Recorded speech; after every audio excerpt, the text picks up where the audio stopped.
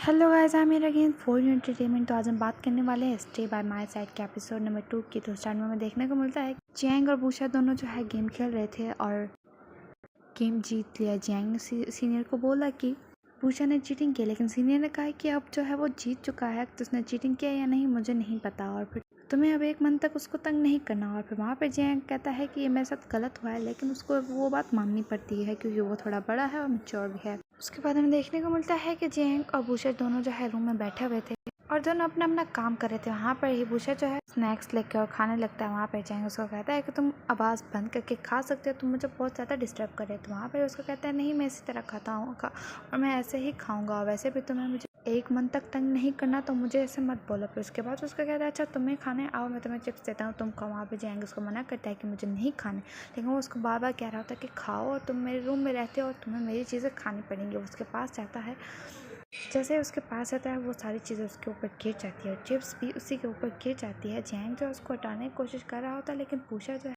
बहुत ही बेवकूफ़ों वाली हरकत करके उसी के ऊपर जो चीज़ें गिरी हुई थी वो अपने मुंह से उठा के खाने लगता है। जियांग को बहुत ज़्यादा बुरा लगता है और उसको ये बात भी याद आती है कि बुशा ने उसको किस किया है और उसको कह रहा होता है हटो, लेकिन जियांग से बुशा हटने का नाम ही नहीं ले रहा होता। वो सारे चिप्स वहाँ से खाता है और फिर उसके बाद वो हटता है, लेकिन जियांग को काफ़ी ज़्यादा गुस्सा आ रहा था। बुशा अपने फन में था। उसके बाद वो जाके अपनी जगह पर बैठ जाता है।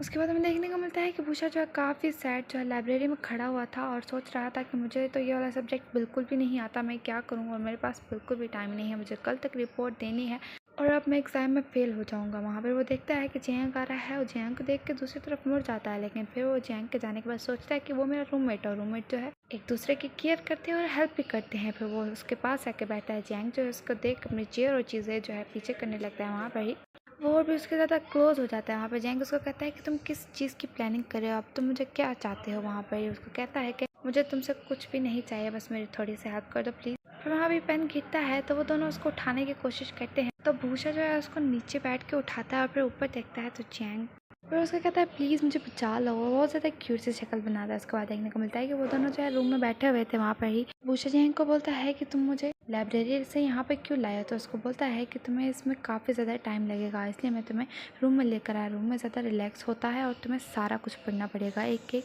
पैराग्राफ तुम्हें ठीक तरीके से पढ़ना पड़ेगा। फिर वो उसको पढ़ने लगता है और काफ़ी ज़्यादा चीज़ें उससे पूछता है और उसकी हेल्प भी करता है। फिर उसके बाद जो है जियांग उठ के जाने लगता है, तब भूषा उसको पकड़ के कहता है कि तुमने प्रॉमिस किया था, मैं अब तुम्हें बिल्कुल भी तंग नहीं करूँगा, प्लीज़ मेरी दोबारा से हेल्प कर दो, तुम अपने वर्ड से पीछे हट रहे हो। तो उसको कहता है अच्छा ठीक है, वो बैठ जाता है। उसके बाद फिर थोड़ी सी देर के बाद भूषा जो है उठ के जाने लगता है। वहाँ पर उसको कहता है देखो तुमने मुझसे प्रॉमिस किया था और तुम जा रहे हो दोबारा से। वहाँ पर ही जियांग उसको कहता है मैं वॉशरूम जा रहा हूँ, क्या मैं वॉशरूम भी ना जाऊँ। वो कहता है हाँ हाँ तुम वॉशरूम जा सकते हो। फिर भूषा उसको कहता है अगर तुम जा ही रहे हो तो मेरे लिए कुछ पीने के लिए ले आना। तो उसको कहता है ठीक है। उसके बाद देखने को मिलता है कि जियांग जो है रूम में आता है और भूषा के लिए उसने पानी भी लाया था, लेकिन भूषा जो है वहाँ पे सो रहा था। उसके पास बैठ के कहता है कि तुम नहीं सो सकते, तुम्हारे पास सिर्फ 10 घंटे हैं रिपोर्ट जमा करवाने के। वहाँ पर भूषा जो है डर के उठ जाता है और जैसे वो पीछे होता है तो वो जाके जियांग के नोज़ में लग जाता है और उसको बहुत ज़्यादा चोट लगती है। उसके बाद देखने को मिलता है कि जियांग जो है जो पानी लाया था वो बोतल अपने नोज़ पर रख के बैठा हुआ था और गुस्से से देख रहा था भूषा पर। भूषा जो है पढ़ रहा था। उसके बाद हमें देखने को मिलता है कि भूषा जो है अपनी सिस्टर के साथ मिलने के लिए गया था। वहाँ पर ही वो सोच रहा था कि मुझे जो है रिपोर्ट की प्रॉब्लम सोल्व हो गई है। फिर वहाँ पर ही वो अपना एमुलेट निकालता है और जो कि उसके दादाजी ने उसको दिया था, और वो सोचता है कि मेरे दादाजी ने मुझे बोला था कि जो जिन है और भूत हैं वो मुझे नहीं डराएंगे, और वो मुझे अगर डराने की कोशिश भी करते हैं तो उनका मतलब ये नहीं कि मैं डरूं, बल्कि वो नेचुरली है और मुझे डरने की ज़रूरत नहीं। क्योंकि और फिर वहाँ पे वो सोचता है कि मेरे दादाजी ने मुझे कहा था कि वो हमेशा मेरे साथ रहेंगे। और फिर वो कहता है कि दादाजी मेरी मदद करें। वहाँ पर उसकी सिस्टर जो है उसके पास आ जाती है, वो काफ़ी ज़्यादा मस्ती करते हैं। फिर वो खाने लगते हैं। वो जो चीज़ उसकी सिस्टर लाई थी, वहाँ पर वो कहता है कि मास्टर को बोलना कि नेक्स्ट टाइम पे मेरे लिए वेट करे। उसकी सिस्टर कहती है हाँ, लेकिन मैं तुम्हारी बहन हूँ, मैं उसको ज़रूर याद दिलाऊंगी। वहाँ पर अपनी सिस्टर से बातें करता है, कुछ इंपॉर्टेंट बातें होती हैं, और फिर अपनी सिस्टर को कहता है कि तुम बहुत ज़्यादा अगली होती जा रही हो। उसकी सिस्टर्स को कहती है क्या मतलब। वहाँ पर उसको कहता है जब तुम शादी करोगी तो प्रिटी हो जाओगी, प्लीज़ तुम किसी के साथ शादी कर लो, किसी को ढूंढो। तो वो कहती है ये तुम्हारा काम नहीं है, तुम मुझे तंग करना बंद कर दो। और फिर ये दोनों जो है मस्ती करने लगते हैं। उसके बाद देखने को मिलता है कि भूषा जो है एक जगह पर बैठा था, वो एक्चुअल में बस स्टॉप था। वहाँ पर जो है वो काफ़ी ज़्यादा डरने लगता है, क्योंकि मैंने स्टार्टिंग में बताया था कि उसको आवाज़ें आती हैं, तो वो जो है कुछ ना कुछ करके खुद को ठीक कर लेता है। उसके बाद देखने को मिलता है कि पब्लिक हॉल में एक सोफ़ा पे जो है भूषा सो रहा था। वो काफ़ी ज़्यादा डरा हुआ था और वो इस तरह बिहेव कर रहा था जैसे उसको जो है सर्दी लग रही है। वहाँ पर जैंग आता है और उसका जैकेट नीचे पड़ा हुआ था, उसको उठा के और भूषा के ऊपर रखता है, लेकिन भूषा उसको फेंक के कहता है मुझे इसकी ज़रूरत नहीं है। वहाँ पर वो जैंग कहता है कि इसको क्या हो गया। वो इस तरह बातें कर रहा होता है कि मुझे इसकी ज़रूरत नहीं है, मुझे छोड़ दो मुझे। वहाँ पर ही जैंग दोबारा से उसके पास आता है, उसको कहता है कि उठो भूषा, तुम क्या कर रहे हो, उठो रूम में चल के सो, यहाँ पे मत सो, यहाँ पे नहीं सोया करते। तो वहाँ पर ही भूषा जो है उठ के और जैंग को जो है गले लगा लेता है। उसकी आंखें बंद होती हैं, वो उसको उठाने की कोशिश करता है लेकिन वो नहीं होता। जैंग समझ जाता है कि इसकी तबीयत ख़राब है और उसने उसका टेम्परेचर भी चेक किया था तो वो भी ज़्यादा गर्म था। वहाँ पर वो जो है बहुत ही मुश्किल से उठा के रूम तक लेके जाता है, जो कि जैंग के लिए काफ़ी मुश्किल था।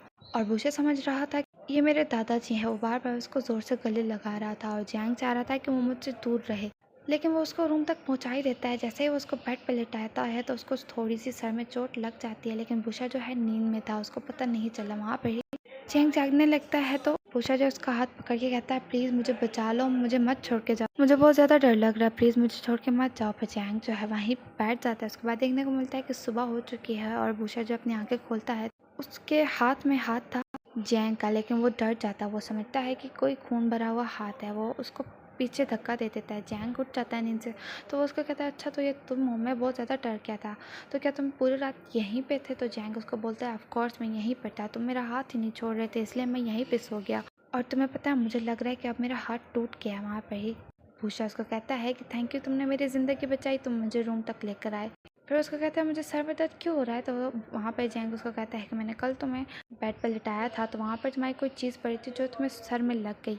फिर भूषा उसको कहता है कि मैं दोबारा सोने जा रहा हूँ, मेरी भी नींद पूरी नहीं हुई, तुम्हें जाना चाहिए, तुम्हारा टाइम हो रहा है तुम्हारी क्लास का। वहाँ पर जैंग उसको कहता है हाँ मैं जाने लगा। फिर उसको कहता है एक मिनट रुको, तुम्हें कैसे पता चला कि मेरी क्लास का टाइम होने वाला है। वहाँ पर उसको कहता है कि हम दोनों जो है काफ़ी दिनों से साथ रह रहे हैं तो मुझे इसलिए पता चल गया। उसके बाद देखने को मिलता है कि भूषा जो है वॉशरूम में नहा रहा होता है, लेकिन उसको बहुत ज़्यादा आवाज़ें आती है लड़ने की। वो बाहर जाता है और सारे वॉशरूम्स को चेक करता है और कहता है कि कौन लड़ रहा है, ये बहुत ज़्यादा रूड है, थोड़ा आहिस्ता से बात करो। लेकिन वो जैसे ही देखता है वहाँ पे कुछ भी नहीं होता और दोबारा से उसको आवाज़ आती है कि मैं भूत हूँ, क्या तुम मुझे सुन सकते हो, अगर तुम मुझे सुन सकते हो तो तुम मुझे देख भी सकते हो। वहाँ पर भूषा बहुत बहुत बहुत ज़्यादा डर जाता है। वो वहाँ से अपने कपड़े लेके भाग जाता है। उसके बाद देखने को मिलता है कि वो अपने रूम में जो है छुप के बैठा हुआ था, लेकिन अभी तक उसको आवाज़ें आ रही थी। वो कह रहा था प्लीज़ मुझे कोई बचा लो, मैं मरना नहीं चाहता। वहाँ पर थोड़ी सी देर के बाद जो लकीली जैंग आ जाता है। जैंग आने के बाद वो उसको पकड़ लेता है। जैंग कहता है तुम क्या करे हो, नीचे क्यों बैठे हुए हो, तुमने मुझे डरा दिया। वो जैंग को कहता है प्लीज़ मुझे बचा लो। जैंग उसको कहता है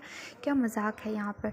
फिर अपना हाथ छुड़ा के आगे जाने की कोशिश करता है। फिर भूषा जो को दोबारा से आवाज़ें आने लगती है। वो दोबारा उसकी टांग को पकड़ता है तो वो जैंग कहता है छोड़ो मुझे। वो फिर आगे जाने के लगता है। वहाँ पे भूषा को पता चलता है जैसे मैं जैंग को टच करता हूँ तो मुझे आवाज़ें आना बंद हो जाती है, लेकिन जैसे ही वो मुझसे दूर होता है तो मुझे आवाज़ें आना शुरू हो जाती हैं। फिर उसको कहता है प्लीज़ प्लीज़ प्लीज़ मुझे बचा लो। तो जैंग जो उसकी तरफ देखने लगता है वो समझ जाता है कि शायद इसके साथ सच में कोई प्रॉब्लम है। यहाँ पे एपिसोड ख़त्म हो जाता है। वीडियो कैसी लगी कमेंट करके ज़रूर बताइएगा। मिलूंगी आपसे नेक्स्ट वीडियो में और करें मेरे चैनल को subscribe and thanks for watching.